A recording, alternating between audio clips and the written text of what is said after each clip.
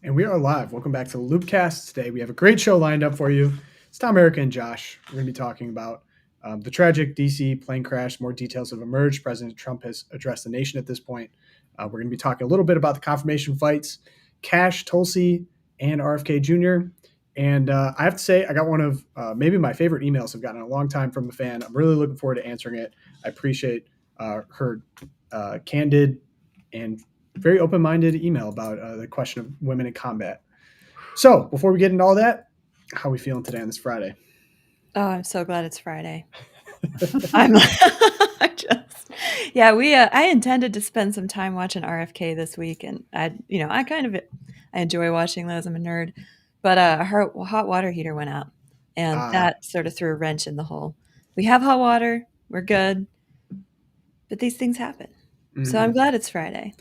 I did kind of do like the NFL red zone treatment of the hearings because 3 were going on at the same time. So I was kind of like scrolling Twitter to see which one popped off, and then I would shoot back over to the stream and see what was going on. They were all pretty interesting. Are we going to get into that in today's show, Tom? I think we might, yeah. There's actually, of all things, I loved the Rand Paul clip. Did I share that with you earlier? I thought that. I got that. I got that in here. Don't worry. But I say before. I mean, we have to address first off. I mean, pray for all their opposed souls, and we're finding out at this point. President Trump said they fear there's no survivors of this really tragic plane crash. I have some details. I just like to lay out what we know at this point and get into Trump's address to the nation. So it was a plane crash in D.C. Midair collision between American Airlines regional jet, identified as Flight 5342, and a U.S. Army Black Hawk helicopter near Ronald Reagan Washington National Airport. Now, I just flew into Reagan. It was super surreal watching that happen. I've done it a few times, and really, the plane was from Wichita, Kansas. It really felt like it could have been anyone. And so, date and time, the incident occurred in the evening. Go ahead, Josh. Yeah, just so our listeners know, Ronald Reagan Airport is extremely convenient because it's super close to the downtown of DC, whereas Dulles is like 25 miles out. So, but the runway at Reagan is very tight and small, and there's a very small window. Add to that, there's a lot of restricted airspace. Obviously, they don't want planes flying over the Pentagon, over the U.S. Capitol, over the White House, obviously because of 9/11 and things like that. So there's a tight window of airspace, and there's a tight window and a small strip for landing. These all contribute to making it a pretty difficult airport. By the way, I used to live in DC, so I've flown in and out of this airport a ton. And there was the crash, 1982, where a plane hit the overpass. I can't remember, the 14th Street Bridge, I think it was. And so this is an airport that's it's got some challenges to it. What these Black Hawk helicopters will do is they will train. Like, there was thankfully no, every loss of life is horrible, but thankfully there's no like VIP, like it wasn't the president or the vice president that was on this Black Hawk helicopter, but they were doing these training things. That's what they do. They plan for it. So like if they, in the dark of night, if they have to sneak in someone so that they don't, no one knows that here comes the president or the vice president or someone like that, that's why they do these training missions. But yeah, obviously we're looking for answers on this one because it seems like it's such an avoidable thing because now they have systems in place. It's hard for people who are like, I'm 40, almost 48. It's hard for people who are younger than me to maybe appreciate and understand this. But airplane crashes in the 60s, 70s, 80s were so much more common than they were today. Someone had a stat that like the number of Boeing jets that were made from the 50s and 60s, 70s that ended up in accidents or crashes were like 20% as opposed to 2%. So we're talking 10 times safer because pilots are better, the equipment's better, and they even have automated systems like where they detect another aircraft and they tell you ascent, or duck, turn left or whatever. So they help these pilots in so many ways. And so how did this still happen? A lot of people are asking questions because it's striking. It shouldn't have happened. Amen. Erica, did you have anything before? Yeah, I think it is all that more shocking because America does have probably the best track record in the world in terms of aviation safety. I think I was looking it up. The last sort of mass casualty commercial crash in the United States was way back in 2009. So these things are rare. And I think the shock, and of course, the tragic stories coming out of this, so many of the victims were figure skaters who were returning from a competition in Wichita, coming back to the East Coast. There were two sisters, two little girls. And I think of their parents right now, of course, and that you just lost your two daughters. Two Russian athletes were killed as well, world champions, actually, this pairs figure skating couple. It's so shocking and so heart wrenching. And I think, like you said, Josh, piled on top of that, the fact that this really is so rare and shouldn't have happened. People want answers. We're always looking for how can we prevent this. I saw that they're actually returning what I will say I appreciate about all this is how transparent and upfront President Trump and Defense Secretary Pete Hegseth right away came out, said from the desk in the morning, we were doing this training exercise. This is why the Black Hawk was there. Mm-hmm. We need answers. We're going to do a full investigation. They're hoping they're going to have answers within 30 days. They recovered the black box. And I'd say as an American, and then I'd say at first the tone of President Trump talking about how we lost these souls and it's tragic. I will say, now what's going on is during this press conference, you love it, you hate it. I mean, I remember talking to people on the ground, why'd you support President Trump? Why'd you support President Trump? Majority of people he speaks what he's thinking. He says what everyone thinks, but no one wants to say. And he did. So during this press conference, he did suggest that potentially DEI initiatives and hiring of people with disabilities could potentially have played a factor here. It's hard to say. There's no evidence right now that we're aware of that actually did contribute. I will say, though, some of the hiring practices over the past 10 years, when looking back upon them, it was kind of like, all right, when is something like this going to happen? I'm talking about hiring blind people to run towers, some really shocking and bizarre things. I know like Obama era, there's actually an ongoing lawsuit, I think still, or there was from Nevada for discriminating against white people working in the FAA. So it's not like this is a crazy conspiracy theory. No one's ever thought of it. A lot of people were thinking about it during it. The question now is, was this the appropriate time to really broach this subject? And I think there's a good argument probably. Yeah, I think that, look, like you can get upset about it and be like, well, this wasn't statesmanlike. This wasn't the appropriate time to bring up the DEI thing.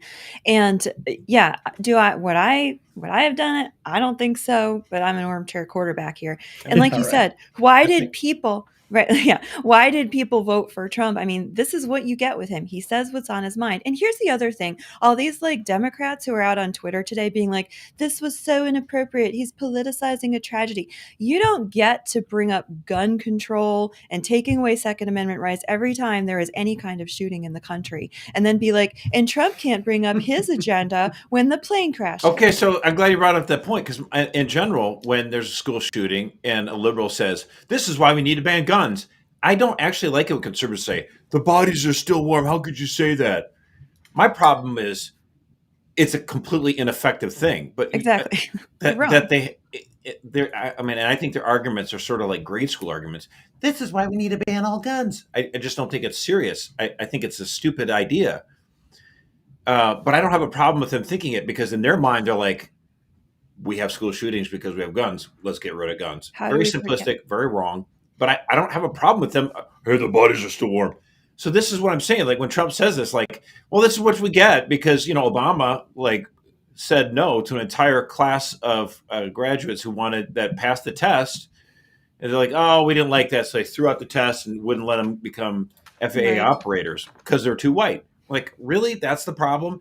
And so, and what, Elon Musk said this, last year is like, this is going to continue until a plane crashes and someone dies. It's like, well, maybe he was right, So I don't actually have a problem with it. I mean, try to be classy, obviously, about it. Don't be a total jerk and dance on graves and stuff. I get that. But it's precisely this moment where people are like, how could we have prevented something like this?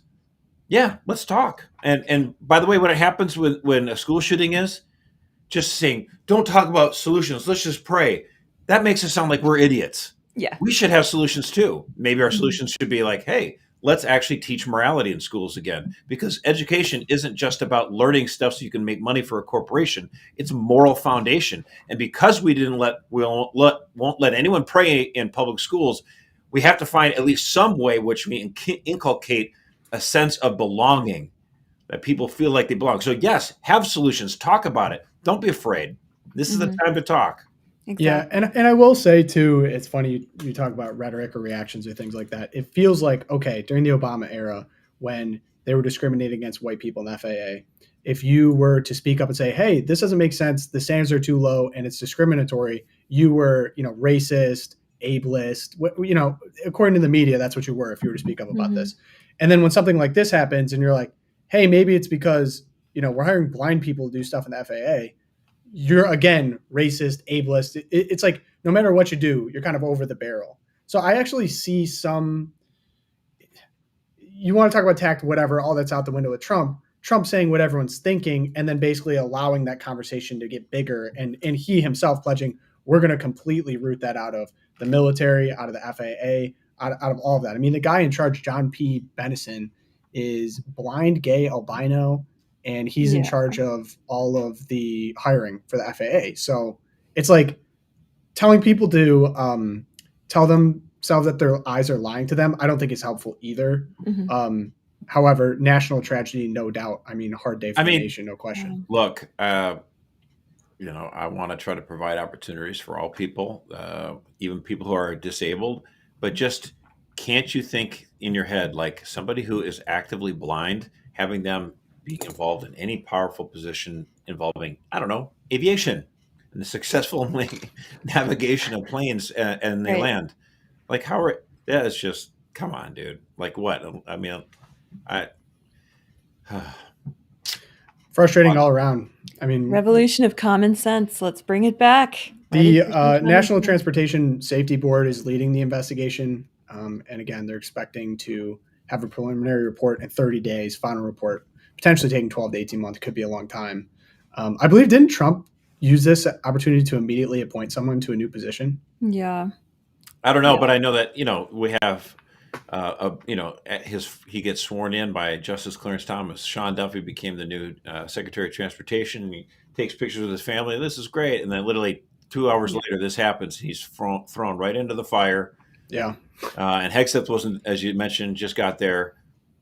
So we pray for them. I know Sean, he's just a fantastic human being, his whole family. My hearts go out to them because they got to catch a lot of arrows on this. Obviously, my hearts break mostly for the people who lost their lives. But yeah, definite prayers. I mean, it's so tragic because it feels like it's something that could have been avoided. Fox News is reporting that there were 2 planes that had aborted landings at DCA due to helicopters in their flight path in the week before the crash. So again, this is really seems to be some sort of a breakdown. Like, what is going on here? Again, is DEI? I do think DEI plays a part of it. I mean, overall, the biggest problem is there's understaffing. And apparently at the DCA airport that time, there was a guy that was basically having to do the job of 2 people. And these people are working 6 days a week. They're not, they're overworked because they're trying to fill gaps. And then the question, that begs the other question. Well, why is there, an understaffing problem? Why aren't they able to hire more people? It's precisely because Obama did this kind of monkey business where you just said, oh, these guys might be completely qualified and they passed the test, but they're too white. So we don't want it. We're gonna That's wait. Why we say DEI is the problem. Yeah. Well, it's understaffing. Yeah, exactly. Yep. Well, yeah. Did you catch the reporter at the press conference too, who asked, hey, didn't you just offer 8 months severance to any federal worker who wants to quit? How is that going to help you get more air traffic controllers? And Trump's just like, we will hire qualified people. There are plenty of qualified people in the United States. And then he goes, in fact, we're going to hire the best qualified people. They will be geniuses. Only geniuses should be flying the airplanes. I was like, I don't know about genius level, but I'll take competent. Staffers from the Department of Agriculture and thousands of staffers from the Department of Commerce are going to take this buyout. But how does that help us with FAA traffic? What the hell does it have to do with the FAA traffic? I mean, give me a break.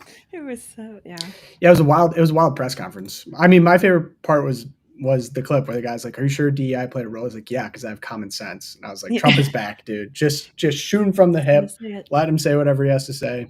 Well, and again, part of it is that he also doesn't do the simple tributes that, the gestures. Like, okay, so one of the criticisms I would have of Kristi Noem is, I mean, she's obviously a very beautiful woman, and she's wearing this like combat gear, and she's going to go on a raid. And it's like, okay, I actually respect the fact that you want to be a part of an immigration raid, so you know what's going on. So you're not just someone behind a keyboard. But if you do too much of that, it comes off as like you're cosplaying or whatever. You know what I mean? It's performative. And Trump, even though he's a performer, he's a media guy, they're like, are you going to go down to the site of the crash? He's like, what, you want me to go swimming? I mean, like, he just thought it was just so kind of ridiculous. It's like, I mean, so in a sense, he's just like such a no BSer that sometimes people are like, oh, wow. Like, you know, like, yeah, I mean, but if you do think visit with victims in North Carolina, it's another thing to go visit victims in California. But like, what? It's a crash site. It's like, what do you learn by doing that? Like, he was just, you know, right. Different president we got. He's not doing the like pleasantries to appear to look good or whatever for no reasons. Like there would be no reason for him to be down there. Yeah. So, okay. So getting on now into our red zone of hearings. So RFK, Tulsi, and Kash. Okay, let's start out before we get into the individual hearings. Josh, you have a prediction on how many of these get through? Period. All right. Well, I mean, I think I do think RFK gets confirmed. I do think actually it might be a tiebreaker, but I think Kash Patel could actually also get confirmed. Tulsi's the one I remain very skeptical about. I could see her being defeated, but we'll see. So I hear with Tulsi, they're doing a behind closed doors vote, so Republicans could basically, you know, vote in secrecy and not. Is that in the committee? You're saying? I'm pretty sure in the committee. Yeah. Yeah, because there's no way that would be allowed in the. No. And here's the thing: people say, "Well, then if she's defeated in the committee, then it's over." Not necessarily. If she's defeated in the committee, it doesn't advance to the Senate floor, right? Well, the Senate Majority Leader could still bring it to the floor. Oh, interesting. It's just that what would happen? You know, like if she's defeated in committee, chances are she's not going to get 50 votes in the GOP conference. Right. Therefore, the writing would be on the wall, and Trump would say, "It ain't going to happen. You need to quit." That's how it would happen. But it doesn't mean she can't be confirmed because she doesn't make it out of committee. It just means it would probably she would not get the votes anyway. So, like for example, if the Republicans had like 57 senators, and she did make it out of committee, but Trump's like, I bet we could still push this one through, then he might go for it. But I just look, and I say this as a fan of Tulsi. I don't agree certainly with every one of her positions, but we do need someone who's going to be a disruptor and a reformer at the Central Intelligence Agency. And most of the neocons who are upset with her are like, it's just comical. Like, well, we don't like her because she's going to be a threat to the deep state, but you guys are pro-life, so you shouldn't like her for her vote back 6 years ago and this or that. I'm like, I mean, I have to say she probably deal with CIA leader, but go ahead. She probably had my favorite opening statement, and it actually included like her outfit's so non-traditional. She looks like she's like in a Marvel movie. She's gorgeous, obviously. I love her hair. Can I just put that out there? When I start to go gray, I'm going to do the wispy gray. Well, she did that streak to to remember the soldiers or something like that. Oh, really? Yeah, it's like yeah, okay, sure. Wait, I thought it was isn't it a Hawaiian thing? Is it not? No. I think she did it to remember. Like in commemoration of military veterans who commit suicide or some kind of thing like that, and it's like, it just so happens to look really awesome too. So that's why she does it. Yeah. She's a great voice it was great to listen to her. Really. So okay. But down from the surface, let's dig a little deeper. Yeah. So digging into Tulsi here. Now it did cross my mind too, why she wore all white. I think was an intentional choice. She started out with this opening statement, and I'll just let the record play and then we talk about it after. I'm honored and grateful to President Trump for his trust and confidence in nominating me to serve our country as the Director of National Intelligence at a time when trust in the intelligence community, unfortunately, is at an all-time low. Chuck Schumer admitted a few years ago, quote, "You take on the intelligence community, they have 6 ways from Sunday at getting back at you." For too long, faulty, inadequate, or weaponized intelligence have led to costly failures and the undermining of our national security and God-given freedoms enshrined in the Constitution. The most obvious example of one of these failures is our invasion of Iraq based upon a total fabrication or complete failure of intelligence. This disastrous decision led to the deaths of tens of thousands of American soldiers and millions of people in the Middle East, mass migration, destabilization, and undermining of the security and stability of our European allies, the rise of ISIS, strengthening of al-Qaeda and other Islamist jihadist groups, and strengthening Iran. Here are just a few other examples. The American people elected Donald Trump as their president not once but twice, and yet the FBI and intelligence agencies were politicized by his opponents to undermine his presidency and falsely portray him as a puppet of Putin. Title I of FISA was used illegally to obtain a warrant to spy on Trump campaign advisor Carter Page, using a Clinton campaign-funded false dossier as their so-called evidence. Biden campaign advisor Tony Blinken was the impetus for the 51 former senior intelligence officials' letter dismissing Hunter Biden's laptop as disinformation specifically to help Biden win the election. Former DNI James Clapper lied to this committee in 2013, denying the existence of programs that facilitated the mass collection of millions of Americans' phone and internet records, yet was never held accountable. Under John Brennan's leadership, the CIA abused its power to spy on Congress, to dodge oversight, lied about doing it until he was caught, and yet has never been held responsible. Under Biden, the FBI abused its power for political reasons to try to surveil Catholics who attend traditional Latin Mass, labeling them as quote-unquote radical traditionalist Catholics. Hear, hear. Personally, just 24 hours after I criticized Kamala Harris and her nomination, I was placed on a secret domestic terror watch list called Quiet Skies. Sadly, there are more examples. The bottom line is this must end. President Trump's re-election is a clear mandate from the American people to break this cycle of failure, end the weaponization and politicization of the intelligence community, and begin to restore trust in those who've been charged with the critical task of securing our nation. You know, it's interesting that the left would criticize the FBI, the CIA, all throughout the 1960s and 1970s, and then suddenly they take over all the institutions like, so actually we love this power. Never mind. Yeah. Right. So I'll say the concerns about Tulsi, she was questioned quite a bit about meeting Assad and what that meeting looked like, her loyalties to America, which I think are hilarious considering her military experience. Also, I saw a picture of Nancy Pelosi meeting with Assad back in the day. Very interesting. Fancy that. But I think the white garb, I think her opening statement, it's clear that Americans need transparency when it comes to their intelligence community.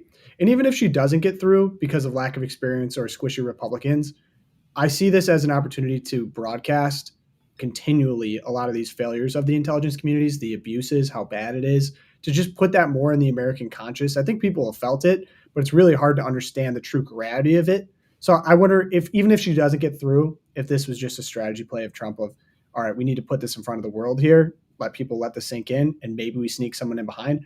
I personally think she'd be phenomenal. I got an update on the gray streak in her hair. It's a reminder of the cost of war. She got that after her first deployment, so she keeps it gray. She's not an interventionist. She is not a war hawk, and that's someone I would want to DNI. So it'd be frustrating if she doesn't get through, but let's just say I was refreshed by this as like, I'm not here to polish the shield. I'm not here to pretend things are fine because they're not. We need serious reform and transparency. So that's what I see from Tulsi.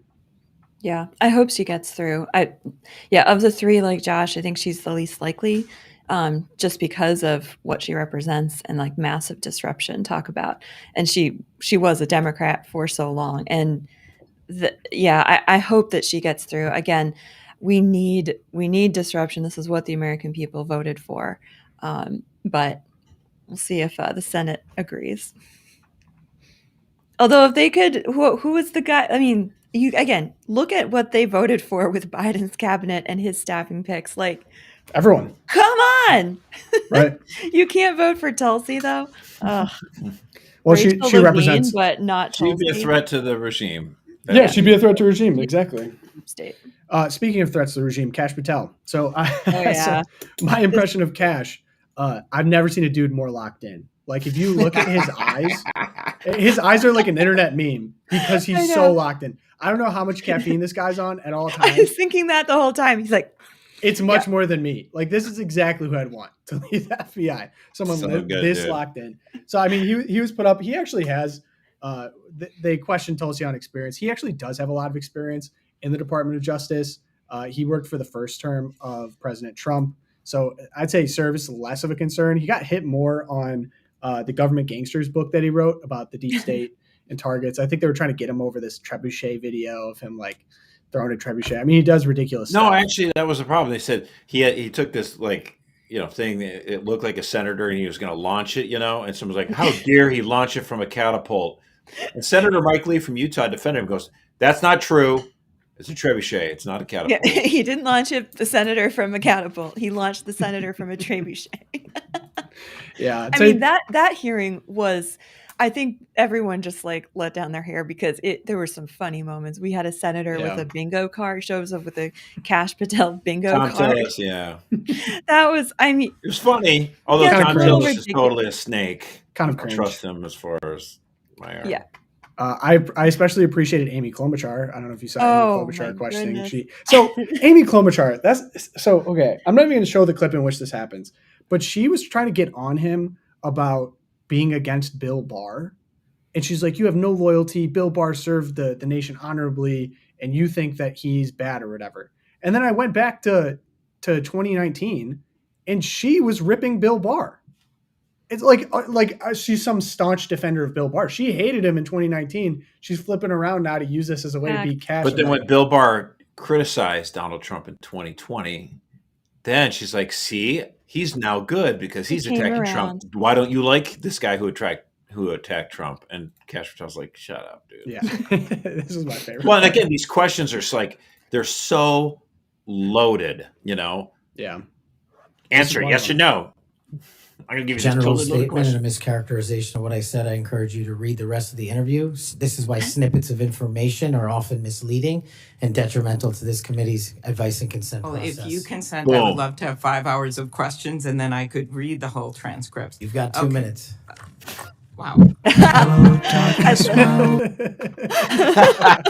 Hello, darkness, my old friend. Well, actually, that was a funny clip where they made it do that, but in real life, she's like, oh my gosh. Wow. She just was like truly the first time someone had humbled her, because this is the woman that, eats, her salad with like her hair clip and throws at things at her staffers.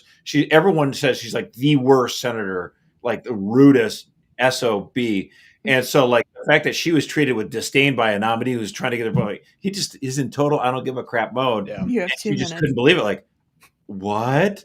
We are the kings and queens here. We're the princes and princesses of the United States Senate, this august institution, the world's greatest deliberative body. And he's just like, yeah, shut up. Yeah. I love it. The other thing that's funny to me too, and I have this clip, is everyone argues over procedural stuff. So I think Klobuchar went a couple minutes over. She went 3 minutes over. If you go over, I need to go over. And Senator Kennedy is my absolute favorite. I can listen to him talk all day. He's so funny. He's my spirit animal sometimes. Seriously, yeah. Mr. Chairman, before we go to lead, Mr. Chairman. Yes, what do you want? I love this guy.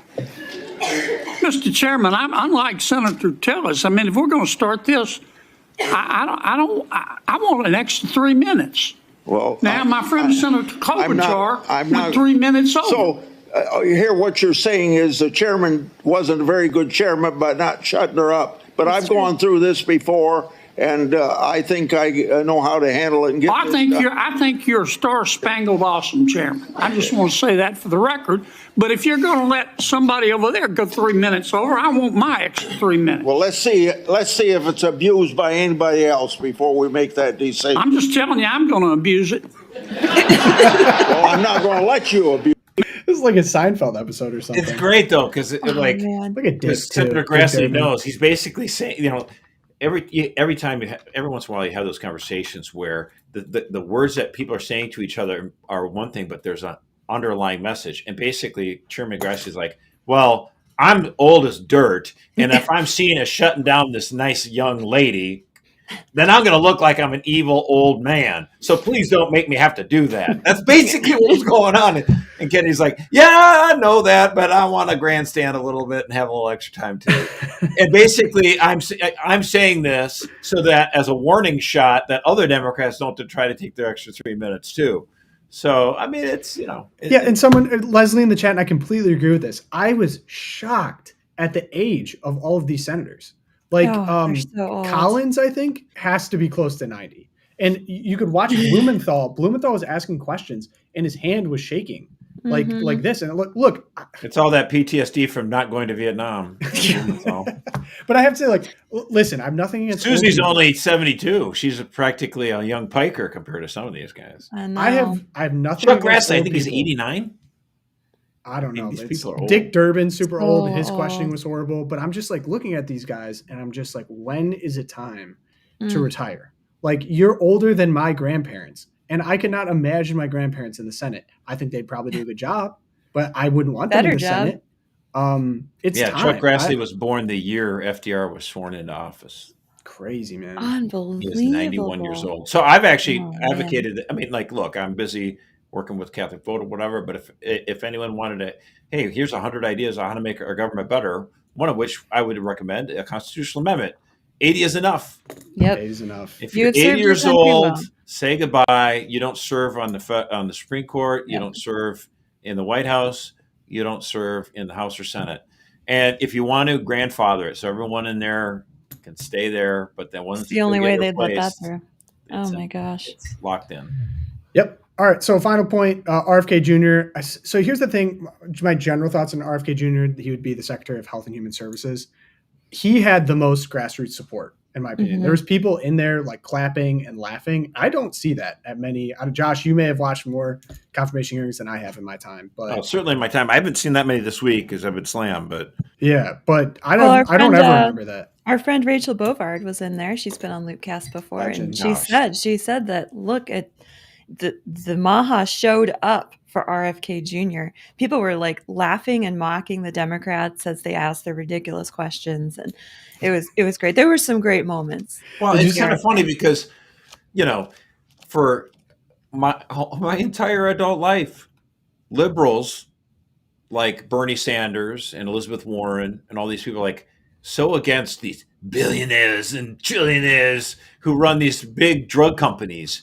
Pharmaceuticals that get cost so much money and they're so evil. And I'm like, well, I mean, I am happy that we do have a lot of medicinal cures in this country. We have innovation. I think that's good, but I am worried about power. But for the most part, they're like, no, there's greedy corporations. They're trying to make so much money off these poor people. And then you turn around, RFK's like trying to now convince a lot of Republicans, like, look, we should be a little skeptical about some of these medical companies that are making billions of dollars. Like, do they have the best interest of the patients at heart all the time? Should we kind of second guess that stuff? And a lot of Republican voters are now like, given what we have with COVID, you got a point there. Maybe we should open up our eyes and look anew at this. And so you would think Democrats would be cheering and be like, thank you. Finally, a little skepticism from the right. You guys who worship big companies and love capitalism so much, maybe now you're realizing that the profit motive for these drug companies aren't necessarily in the best interest of Americans' health. No, that's not what's happening. The left is like, wait a minute. How dare you? You are the prodigal son who's not returned. You have left. You, Robbie Kennedy, son of the great Catholic Democratic family, you have turned your back on us and have gone to Trump. How dare you? Right. But betrayed us. And so that's how they look at this. You would think they'd be so happy. Like, here's this guy. How did this guy do it? You would think they'd be like, man, we suckered these Republicans. We've got this guy going over there and convincing all these Republican voters to be skeptical of billionaire corporations that are putting profit above the health of people, that they're getting Republicans to care about, like, maybe McDonald's isn't the best food for us and maybe we need to get these guys out of food. We're finally getting, you would think they would shut up and you're like, well, right. Maybe you got to put there. Bobby Go ahead, pointed Erica. this out during the hearing. He's like, look, all you Democrats here, many of you have been my friends for years, and you loved it when I was pushing the environmental stuff. And now you totally turned out. And he called out, this was one of the best moments. He called out Bernie Sanders during the hearing. I just put that link in the notes there, Pogo. I don't know if we can play this, but also Senator Whitehouse went to his wedding. yeah, He donated to his presidential campaigns, like RFK Jr. did. Like the funny thing, Josh, you're mentioning the profit incentives. They were all boys with RFK Jr. up until he started speaking against. Like they were at his wedding. They were buddy. So that's Senator Whitehouse was at RFK's wedding. Yeah. Yeah, interesting on Whitehouse that he went on this long rant against RFK and then he declined to ask him any questions. So that was kind of this like weird interpersonal, like, was he trying to do a favor so RFK wouldn't have to answer? I think it was that he wanted to be performative and show his friends that, he was not like a pro RFK guy, but maybe he'll vote for him. I think he might. Whitehouse is the only one I thought that might have. Yeah, here comes RFK calling out Bernie, though. This is great. Sounds good. The system is broken. They're right. Our economic system today is broken. 3 people own more wealth than the bottom half of American society. Wages have been stagnant for American workers for 50 years. The economy is broken. You know what? Our political system is broken and corrupt. You have a handful of billionaires in both political parties who contribute huge amounts of money to elect candidates in this room throughout the United States Congress. That is a broken political system and a real threat to democracy. Which part? Go to 145. It's a simple question. And by the way, Bernie, the problem of corruption is not just in the federal agencies, it's in Congress too. Almost all the members of this panel are accepting, including yourself, are accepting millions of dollars from the pharmaceutical industry. And protecting their interests. Oh, I thought that would come. No. I ran for president like you. I got millions and millions of contributions. They did not come from the executives, not one nickel of PAC money from the pharmaceutical industry. They came from workers. In 2020, you were the single largest because I had receiver of pharmaceutical money from workers all over this country. Workers, you were the not a nickel from corporate Bernie, you were the single largest acceptor of pharmaceutical. Okay, so I have an idea. Lose Bernie. I thought we were going to lose him there. I got a hot take for you guys. You ready for this? Do it. Come on now. It's Friday. I think the whole structure of these hearings are worthless. Do you remember back during the Kavanaugh hearings, there was Christine Blasey Ford made these, I think, obviously ridiculous and baseless accusations against Brett Kavanaugh. Yep. So in their wisdom, the Republicans on that Senate Judiciary Committee go, We're a bunch of old dudes asking questions to this young, 40 to them, young, relatively young. Yeah. What if we, instead of asking questions, why don't we bring in Maricopa County Attorney Rachel Mitchell, and she will then ask questions, and she could question Christine Blasey Ford, and she could question Brett Kavanaugh, and let that record stand. And it was like, this was like 1,000 times better. Why don't we do that again? I mean, honestly, wouldn't it make more sense if you actually had hearings where the lead counsel for the Democrats would ask questions for RFK and go, well, here's our concerns. Boom, boom, boom, boom. And that person wouldn't be grandstanding for the camera. Right. Would be looking for gotcha questions and would give the actual person being, interviewed the chance to give, paragraph length responses instead of answer yes or no, answer yes or no. It's like so stupid. That would be so much more informative. And then when you go to the Senate floor, that's where you make your grandstanding 10-minute speech where you're the biggest hero. And that's why this guy should never be nominated, whatever. That would be so much better for the American people. I think we'd learn so much more. Can I weaponize your own phrase against you? The purpose of a system is what it does. I feel like those senators would never agree to this because they love those clips. They send them out to all their donors. And it's like their little field day for them to get attention from all the people that put them there. So I don't think specifically with senators, but playing with your hypothetical, would it be more informational and educational to the American people? Yes, absolutely. Would it be more illuminating? Yes, Yeah. you would find out much better. Is this person better qualified for this job? I'm just saying the current system as it exists for a reason. It'd be hard to like pry those incentive structures away. It truly blows my mind, though, the IQ of some of these senators. I think I made a joke on Twitter. I was like, the first thing I need Kash Patel to investigate is how Mazie Hirono became a senator. I don't understand it. Every time she opens her mouth, I don't understand how she got That alone into is the a Senate. reason to get rid of the direct election of senators, Mazie Hirono. It is crazy. Some of these people, I'm just like, how are you here? Do you do anything? Like, do you have any?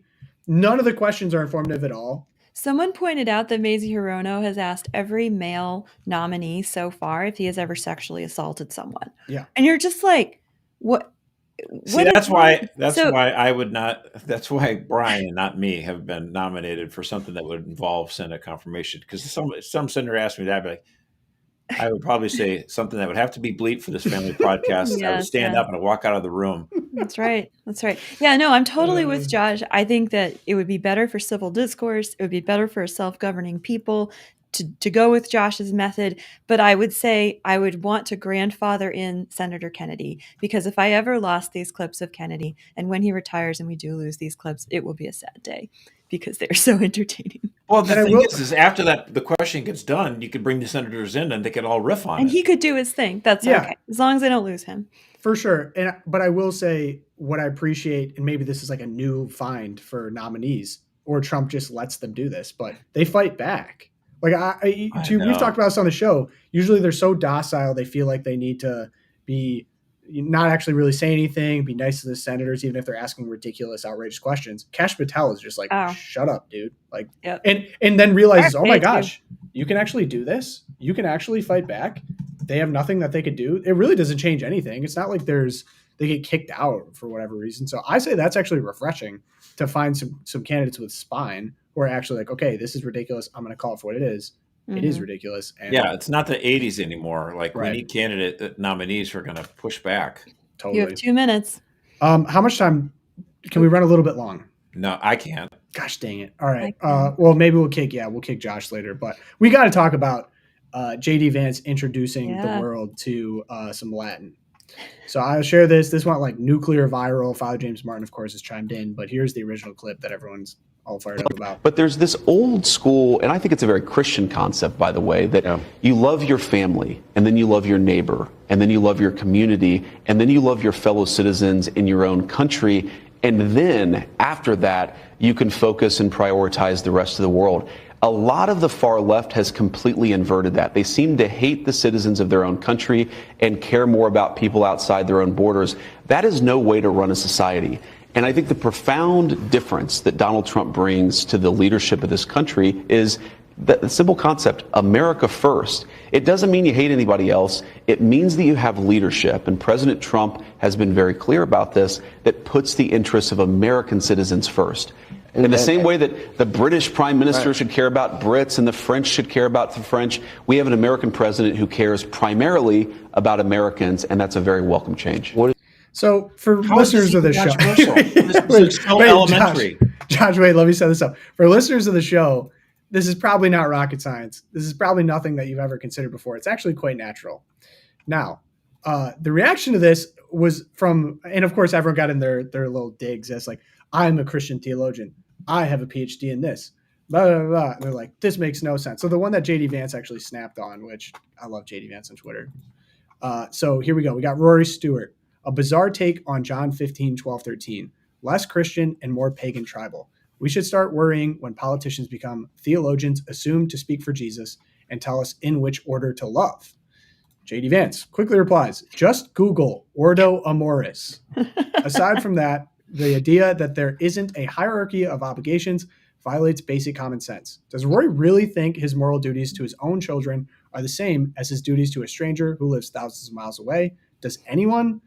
I've said before, and I'll say again, the problem with Rory and people like him is that he has an IQ of 110 and thinks he has an IQ of 130. This false arrogance drives so much elite failure over the last 40 years. I mean, the vice president of the United States is talking about stuff from the Summa and St. Augustine, and you're blackpilling? Yeah, this has been great. So last week we got I Really Don't Care, Margaret. And then today we get just Google Ordo Amoris. Like, I need all these JD Vance like sayings on my wall. Just Dude's Google on a tear. Ordo Amoris. I mean, the thing is, Donald Trump has the intuitiveness, and he doesn't articulate it super well at times. Right. He just sort of spouts things and people get what he's getting at, but the media take every word, So Literally. Trump just hugs the flag and people, I get this guy. Whereas JD Vance is like, okay, that probably confused you. Let me explain to you, what this all means practically. And the Christian left has gone crazy on this because I don't really believe many of them are Christian. I believe they're communist first. I really do. Again, credit to someone who's not even Catholic, but she's very Christian, Allie Beth Stuckey. She goes, JD Vance is, of course, correct about the proper ordering of loves. Allowing a stranger into your house to sleep in your kid's bed and eat their food doesn't make you a good person. It makes you a bad parent. Yeah. Like, is there any doubt? This is crazy. People are, this is sort of taken for granted, but we have this weird political view where we're trying to pump so much ideology into people's heads where we're like, well, you should love everyone. Mm-hmm. Yes, of course. I am supposed to love everyone, but I have a responsibility to love and care for the people that are in my closest circles first. And to the extent that I can, but it's like, what? I should tell, my good friend and best friend and neighbor who's got 3 little kids, well, don't you think you should spend more time at the soup kitchen? What, and leave her toddler at home? What, are you out of your mind? There has to be a priority here. There's no world in which there isn't. It's contrary to human nature. It's contrary to human nature. It's contrary to Catholic social teaching, which the left loves to cite, the principle of subsidiarity. And it's, again, the principle of subsidiarity is a beautiful articulation of both scripture and the natural law. So it's reason and faith all put together in practical terms of okay, so we believe in Christ, we believe in the creed. What do we actually do now day to day? And this Ordo Amoris is part of that tradition. I'm just going to put on my nerd hat too. Go for it. The one of both Ross Douthat and Anthony Esselin were picking up on Charles Dickens referenced and Bleak House, which is one of the great novels that is all an exploration of this Ordo Amoris. And you have people in Bleak House who are horrible, like Mr. Tulkinghorn, who's just vicious about other people. But then you have this much more interesting dynamic between women who they're too caught up in global concerns. Like this one mother who has all these children at home who are starving, neglected, and they're all beat up because they're falling down the stairs. But she runs this mission in Africa. And the whole book is this riffing on, she's all concerned about the orphans in Africa and her own house is falling apart. And of course, the heroine, Esther, of the whole book. So anyway, if you want to get a real literary take on Ordo Amoris, the BBC did a great production. This was my Twilight Zone of Bleak House. Go check that out. Gillian Anderson, so good. Go check it out. And it just speaks to my mind that a majority of the problems in our country are the direct result of a lot of white, liberal suburbanites who have a lot of money because they only had a couple of kids and they both have good jobs and they feel super guilty and they do recycling for penance. And they're like, we need to make sure all these poor Africans don't have babies. So they need to have abortion. Yeah. And we can't say no to people coming at our border because it doesn't affect them. But the minute they land at Martha's Vineyard, whoa, bye-bye, they're out. Yeah, they're all full of... Yes. Mary Eberstadt had a great line. She wrote, I forget which book it was in, but she was saying that our micropolitics ceased to be familial. And so our macro politics just basically went out of whack. She said it much more eloquently than me. But women, because we are meant to be mothers, we are channeled to be mothers. And when we rip that out of our culture, we have our 2 kids and we're done.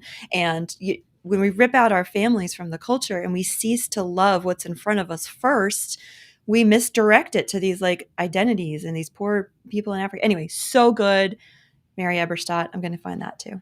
Yeah, it was interesting to watch this all kind of unfold on Twitter. I was really early to the game, and it was just as a Catholic, something I had already understood. I took Catholic social teaching classes in college and Augustine and the Summa and everything like that. So it didn't blow my mind. I was like, oh yeah, no, some more. I didn't use the Latin, but I was like, yeah, the order of charity. There's a proper order in which you love the things around you and interact, love God, of course. But to watch people just cite Bible passages. So Father James Martin, the Good of course, Samaritan. Yeah. So Father James Martin chimes in. He's like, well, this is a misunderstanding of the Good Samaritan, da, da, da, da, da. And then someone else came back and they're like, well, in Timothy, they talk about the man that doesn't love his own family is worse than the unbeliever. So I guess the more I'm watching this unfold, it's so obvious that you can use the Bible to fit whatever narrative you want. And it's been clear to me that the people that have been doing this for so long to a consistent audience that they've built on Twitter don't actually dig any deeper than that. They've just been able to basically pick and choose Bible passages and then combine it with some secular new ideology to fit whatever group that they're a part of that likes to keep eating their stuff. Right. It's called Protestantism. That's what the whole thing was. You just take whatever the Bible can be made to say whatever you want it to say, like any work of literature. But the whole Good Samaritan thing is driving me nuts. So what excites me, this is actually a really exciting debate because, like, could you imagine? I saw there was a funny meme. It was the Domino's meme that Brian shared it. It was like Obama makes fun of Trump at a correspondence dinner, and then all of a sudden the vice president is talking about Latin on Twitter. Googling Latin. Like, the vice president of the United States clearly is a well-formed, serious Catholic. I mean, to even just know to throw this out here really like that casually, it says something. And he's talked about his Catholicism and Catholicism more broadly as a long game, as extends us from our own period of time here, and that there's been serious intellectual, philosophical inquiry into the nature of who we are. Think back to Thomas Aquinas, think back to some of the doctors of the church. Like, this has been worked on for a long, long time. And what excites me is we're introducing this kind of idea to the public, not just when it comes to for their own good, but also for the ordering of society, politics. We have someone at almost the highest and most influential position in the country, maybe even in the world, now introducing us all to this and like, hey, maybe this is a new way to think about how we were designed, human nature, natural law. It's cool. Yeah. Like, I'm excited. There was an article in USA Today, I think it was yesterday, that was totally attacking like Catholic vote and like Brian Birch, dangerous critic of or antagonistic to Pope Francis. But they cite Vance, They cite Vance, they cite Brian. Josh, you showed up. Little Mercer's in there as well. And then of course, who do they go interview? Massimo Fagioli from Villanova, who's, as you pointed out, Tom, how does he have time to teach? Because he's in every article about Catholicism. But he said something really interesting, and he was like, this conservative Catholic is such a, this rising alt-right conservative Catholics, it's this new thing, and I've never seen it before. But it completely misses the fact that, like you said, JD Vance is calling on a tradition that goes back, and Massimo's trying to paint JD Vance as the aberration and the weirdo. Actually, the Catholic left in the United States is the aberration. You're looking at 2,000 years of developing this political philosophy and this understanding. It's even more than that, though. Okay, Tell so the me. exact quote that Massimo Fagioli said was, Yes. Catholicism has become more American in this country, meaning it's become more Protestant, more evangelical, more libertarian, more focused on individual freedom, he said. Okay, my goodness gracious. Did he get interviewed in 2005? Yes. Was he interviewed immediately after George W. Bush started his second term in office, talking about making the world safe for democracy and trying to privatize Social Security? For the love of all that is holy, this guy is 20 years off. Like, yes, the Catholics, the Catholic right, JD Vance, Catholic vote. You can all say this. We have moved away from the neocon, libertarian viewpoint of George W. Bush. I mean, George W. Bush was a libertarian. No, he wasn't. But he tried to privatize Social Security. Talk about politically toxic. And he tried to make the world safe by democracy. All these wars. So what can you say about the Catholic? And so 2005. What happens? Catholic vote gets started. And what has happened in the 20 years since? Catholics, conservative Catholics, and the Republican Party writ large have become less hawkish. They've become less excited about trying to privatize all these entitlements and stuff like that. Not that we can't make them better, but like, let's focus on family formation. So you have JD Vance calling for $5,000 tax credit for child tax credit. Right. And, that's what we're claiming for too. Right. How can you, just like, I get you attack Catholic vote, Massimo, I get that you're attacking the Catholic right, but you can say, well, the Catholic rights become more nationalist and more populist. Those and these are why those are bad things. But you're saying we're more Protestant, we're more libertarian. Like you're not even diagnosing it. Physician, heal yourself. What are you talking about?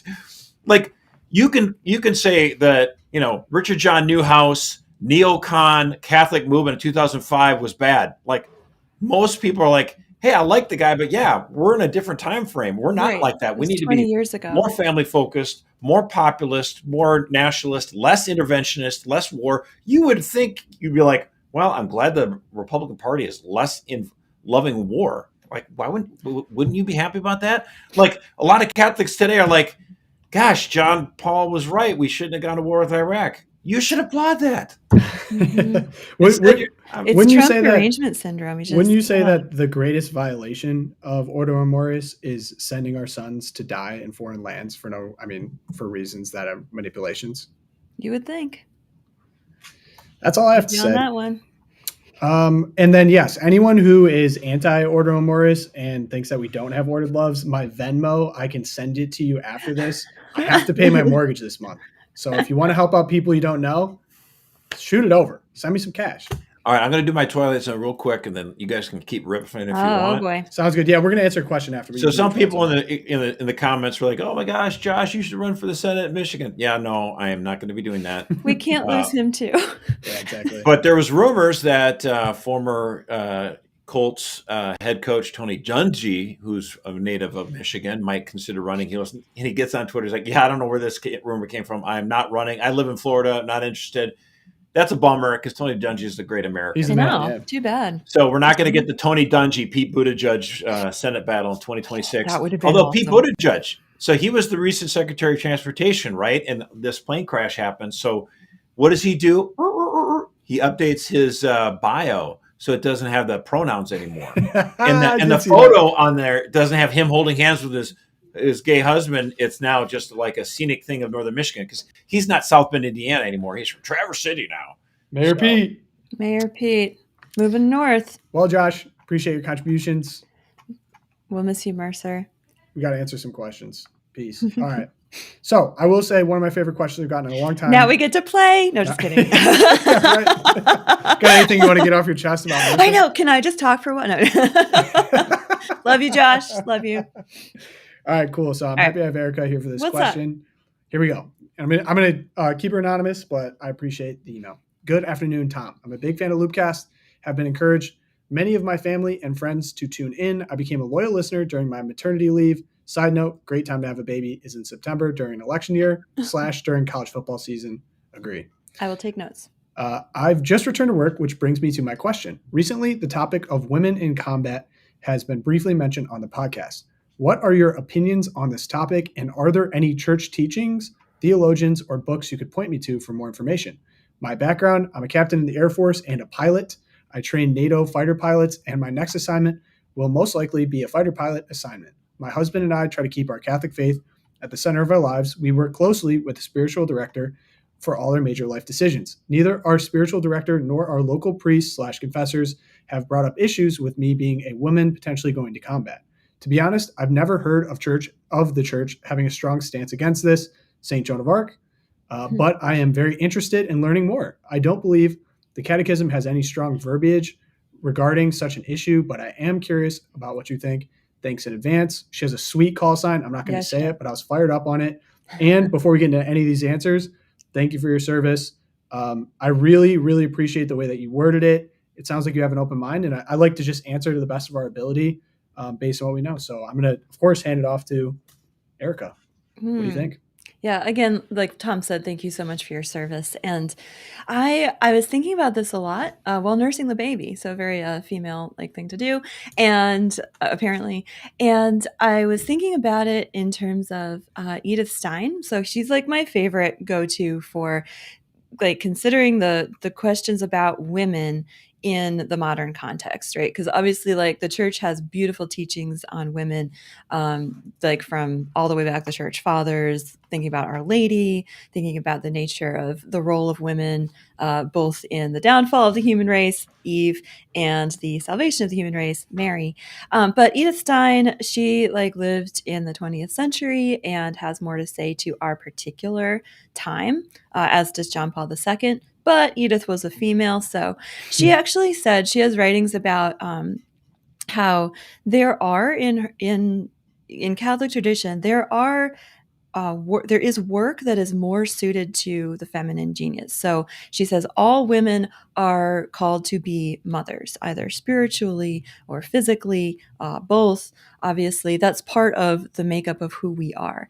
And that motherhood and that nurturing role that we have obviously is more accentuated in certain roles, like teaching, like healthcare, etc.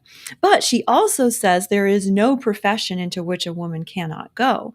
And then she talks about women who work in factories. She doesn't bring up the military because she's talking in the 1920s and 30s, obviously. But she's talking about how even in these more masculine roles, women can play a really important role. Now, how does this all come to the military? So obviously there's lots to do in the military besides just combat. And there can be a humanizing element that women bring to a very male space, very male role in society. I'm torn on the combat. I have to admit, I'm torn on women. Obviously, we can go into combat. Fighter pilot, you're not doing hand to hand. So, but obviously at the hand to hand combat, there's a very small sliver of women, I think, who could live up to the lethality standards that 90% of men can meet. So that just doesn't make sense to me to have women in that situation. Fighter pilot, I don't know.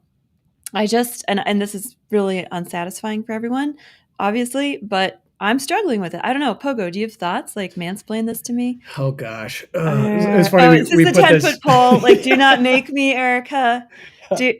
Yeah. No, we were tossing around, and I think Josh was like, "Oh, I love talking about this." It's like, "Oh, great, we're gonna get a hardline opinion on this." So I did a lot of research myself, and it's funny. She specifically mentioned Joan of Arc, and I was like, "Oh, interesting." I was like, "I actually don't know as much about Joan of Arc as I probably should," so I was doing some reading into her. Interestingly, according to her own testimony, she never swung a sword. Yeah, she never carried a weapon or we used. She didn't kill anyone. Easily. And so when I think of combat, I think of killing, of course. But of course, a very pious woman, died for her faith, inspired armies. She rode herself with a banner, I believe. So, but I was thinking about, I was going back and Pope John Paul II, I think I read Letter to Women. Erica was talking about the feminine genius. And I think this is challenging in a lot of ways because we haven't always gotten this right as fallen humans in terms of how men relate to women.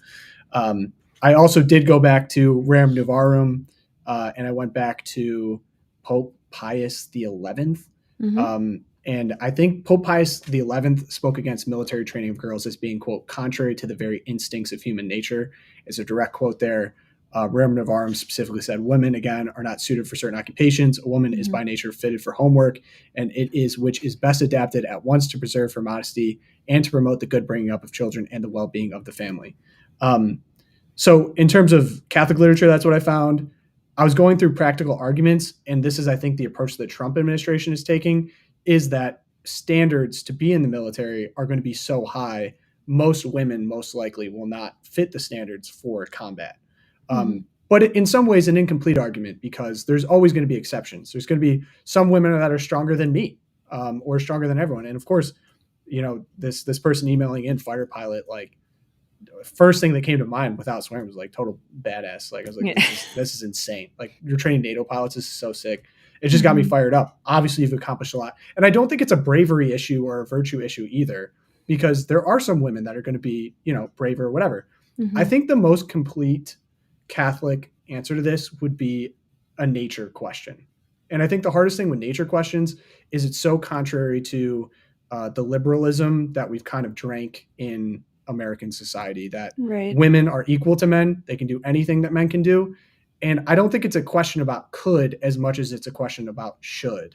And I was thinking about, if there were to be a draft tomorrow, would I be comfortable with any women going before men?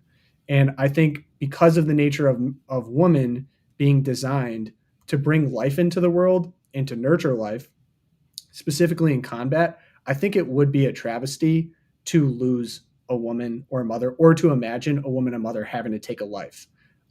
That's the sacrifice I think that men are specifically suited to doing in their design and biology, especially when it comes to unit psychology as well. So just a reality of the situation, men don't have a monthly cycle around them being able to give birth. They stay pretty level. I'm not saying, again, this is nature. This is going to be the rule, not the exceptions. Right. But we're talking, hopefully, the question was really posed in good faith. I want to answer it in good faith. I know there's going to be exceptions. I think if a woman were to get hit by a bullet as opposed to a man in a unit scenario, I think as a man, I would respond to that differently. I would probably go to the woman first. Yeah. I think that there's legitimate modesty arguments as well. Like if you were to be in combat situations, how was the sleeping arrangement? Could romantic things start happening? And I think they do. Again, and it's almost hard for me to say a lot of this too, because like I'm not in the military. I haven't made that sacrifice. Right. And so I have nothing but respect for all of the sacrifices you made and bravery that you've employed in the skill that you gained as well. But if we're talking about nature of man and woman, I think that is somewhat disordered. The reason why I would say that we've gotten here is because of kind of the liberalism and feminism that's infected society. And I will say, as I was talking to my producer before this, I see a really genuine lack of specialized masculine and feminine instruction from I would say elders or guides or leaders in America. Yep. The education that we're giving most of our children is a very feminized public school education. I think that would basically be unthinkable to anyone before a certain year. So like I think back to times of necessity, what was happening. The men in your tribe or clan or whatever would be teaching the boys how to become men, what it is to become a man, what you have to do, what you have to provide, the skills that you need to know. And I think similarly, women as well, because they're in these kind of necessity situations, had to be instructed and taught by women to do so. I'd say in general, we definitely struggle in that. And then with the American example, as women have invaded men's spaces and men have kind of acquiesced and allowed that to happen, right. We don't get that. We get this kind of like everyone instruction instead of like really cultivating specifically masculine virtues. So I see a lot of feminized men walking around, which is discouraging. And it was funny. I was talking again to my producer before. She was like, well, there's some men that I would want to go to war before they go to war. And I was like, I don't think that's as much of like your problem as much as the men problem. The men. Yeah. And exactly. So I think that's like, I think when you hear tales of like women on the frontier who like defended their homes and defended their children, or women in combat or in the Polish resistance during World War II, there's all kinds of stories of women who like defended the towns. It's always because there was some kind of failure at plan A, which was that the men would go out and defend, and the women would stay home and nurture the next generation. And I think that it's asking the wrong question. And this is the inheritance of second wave feminism, that we're like, okay, men and women should be able to do all the same things and can do all the same things, and we're going to erase differences and eventually get to the transhuman thing, right. But which is also a problem in the military. But I think it's asking the wrong question to say, well, can women fight in combat? It's more like what is the best ordering of society? And feminism and feminism and progressivism taught us that any kind of order in nature is wrong, right? That we all sort of start in this blank slate and we all have equity and all that. I think getting back to the order of love is really important. It tracks right with JD Vance's whole argument this week too. So there's no like yes or no answer at the moment. Sorry, we don't have all the answers here, but I think we need to think about it in a new way, or return to the old Catholic way of thinking about it. It is complicated, and it's funny. This debate kind of happened online as well. Well, Nancy Mace took a big stand on the transgender stuff in bathrooms at Capitol Hill, which she's right about, but she also simultaneously very much is proud and brags about being the first female graduate of the Citadel, which was a notorious all-male military school, but not able to see the connection between the two. Of like, okay, well, if you're pushing boundaries here, can you not see how this potentially could lead to pushing boundaries elsewhere in the trans issue, I think. So yeah, the nature. I think in nature, everything, the way we would want to design it is that men are built, and I think to the ideals as well. Like, what is the ideals of the Catholic faith that we put forward? It's the Virgin Mary, and it's Saint Joseph and Jesus. And I think Saint Joseph as the protector of the family, and then Jesus as the bride. Well, the church is the bridegroom of Jesus. Jesus lays down his life for the bridegroom. The ideal would be that men in their complementary nature would be laying down their life for the woman, and that the woman would be nurturing and bringing forth new life into the world. Ephesians 5. That's yeah. So that all being said, I really respect the way that you answered it. I hope that maybe this was edifying or could lead you down new avenues for research, because it sounds like you're really serious about this, and I really appreciate your service to the country. And I think your call sign was sick. That fires me up. Sounds like you're Top Gun, which is awesome. Fires me up. So one more question before we get to the Twilight Zone. Oh, okay. Hey y'all, greetings from deep south in Texas. I recently stumbled on the podcast, thoroughly enjoying every minute. I wondered if I could get some recommendations for supportive material to teach my small children about Catholicism. I have 3 kids, ages almost 6, 4, and 2. My oldest has started CCD classes, but I'd like to do some more teaching at home. I must confess, I feel a little guilty as I went to Catholic school my entire life. It or homeschooling is just not feasible for our family at this time. Also, do you have any favorite books or tips that you bring with your children to Mass? Oh, gosh. The struggle is real. Appreciate all that you do and any input you could share. Thank you, Heather. Oh boy, Heather, you asked me for books. You made me so happy and stuff. First I want to recommend the Dominican Sisters in Ann Arbor. So Dominican Sisters of Mary, Mother of the Eucharist. They have a great program about the virtues that I think is, if your kids are in school, you don't want to just keep adding things on. Oh, Rosie's in the chat. Rosie's like, yes, Dominican Sisters. She's an ex-con from the convent. Rosie, you could throw that up in the chat. That'd be great. So they have a great on the virtues, just getting to know the saints and church, our heritage. I would also really recommend, if your kids are younger or preparing for First Communion, there is a great book called My Path to Heaven. You can get this. It's by Father Jeffrey Bliss. And the pictures are beautiful. There's it's like a retreat, an Ignatian retreat for kids. Like, so cool. Talk about badass. That is really cool. I do it with all my kids when we're getting ready for First Communion every year. Love that. There's also just so many great resources now for parents. I would just say picture books about saints. Just read the lives of the saints. Kids, when they're in first, second, third grade, the best way to draw them into the faith is heroes, right? We talk about heroes for young boys, heroes for girls. There's wonderful stuff at Catholic All Year by Kendra Tierney. Now she's married. I don't know her new name. Catholic All Year is great. Tan Books is great. Book lists are awesome. If you want to go hardcore, Baltimore Catechism. Yeah, Baltimore Catechism is really good. I mean, just make them memorize one question a week. It's so great. My college student who's has arguments with Protestants at Hillsdale, she still uses Baltimore Catechism responses that I made her memorize in kindergarten and first grade. It's the best. Yeah, it's awesome. Go get Baltimore Always right Catechism. there. What's the purpose of life? To know, love, and serve God. God, yep. So you can be with him in the next. I still got that one. Yeah, it's awesome. It's all in there. So those are just a couple of tips for Mass. We just bring blank sketchbooks for the kids, and they can draw whatever they want. But if any of you listen that see me at Mass, you know that I don't have an answer to this. My toddler is insane. We try to bring religious pictures. He's 2.5, so yeah, trying so hard to just get him to stay in the pew and just to understand that that's the base, so that he doesn't want to go to the back to just party. And I've basically declared war on him. It's we're not partying in the back anymore. This isn't walk around time. So I have to stay, keep him up, and he's getting heavy. So it's a workout. I haven't figured that out. It's good stuff. Well, just so you know, Pogo, in the past 19 years, I think Todd and I have sat together at Mass maybe 5 times, maybe 6. We're pushing it. But yeah, there's always we're out in the back with the toddler. Yeah. It's a great bicep workout, little isometric hold. Yeah, I say we basically have a Jeep wave of dads in the back that are back there every Mass. It's we know each other's kind of giving the head nod, you're exhausted, whatever. So yeah, that's life right now. Erica, I found out that we had the same Twilight Zone. Do we? Yeah, and I was almost mad. Let's just share it then. It's so let's good. Just share. Let's share. So post-mortem, the DNC chairs are trying to figure out what went wrong. How do we screw this up? How did Trump win the popular vote? What was so Good bad about it last time self-reflection. around? That's a good opportunity. And I have their response to share here.